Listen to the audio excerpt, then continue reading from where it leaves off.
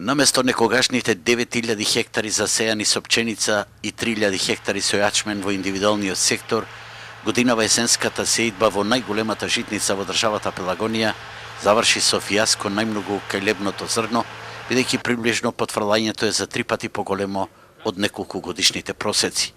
Точните бројки најпрецизно ќе се знаат во мај месец идната година, кога земјоделците ќе аплицираат за субвенции кај есенските култури, а од Сојузот на земјоделците сметат дека македонската пченица е жртва на српската аграрна политика.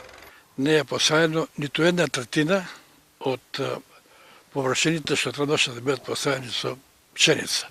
Состојбите на овој план со пшеницата се лоши и ние сметаме дека ако не се мени политиката кон производството на домашен леб од домашна пшеница, нашите млинечари ќе престанат со работа.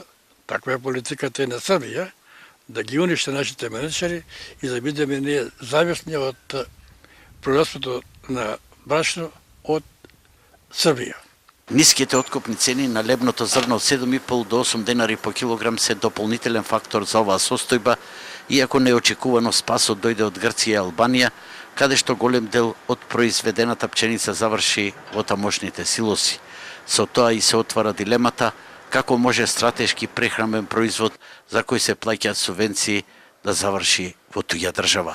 Годинава се проширија вести дека македонската пшеница не е за употреба за производство на брашно и му се даде шанса на една голема грчка фирма да влезе овде и да ги откупи сите количини на пшеница што не чина за Македонија.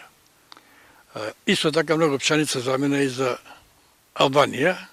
Сега од Сојузот на земјоделците бараат средба со премиерот Заев и представниците на ресорното министерство за да им кажат, како што велат, што да посеат напролет, оти како тргнало од нивите и илјадници хектари ќе останат голи површини. Есенва во Пелагонија остана огромни пространства непосеани. Овој пат за земјоделците дилемата не е дали ќе продаваат, туку што да посеат.